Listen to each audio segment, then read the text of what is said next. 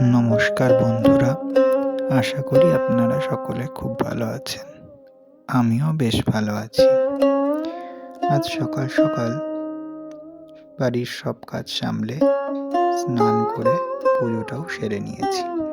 তার কারণ আমার স্টুডেন্টদের এক্সাম শুরু হয়ে গেছে আর ওরা বাড়িতেই পড়তে এসেছে। ওরা এদিকে রচনা পড়ছে আর পাশে দেখি মা চিকেন স্টুয়ের প্রিপারেশন করছে। তো ওটা দেখেই দেখলাম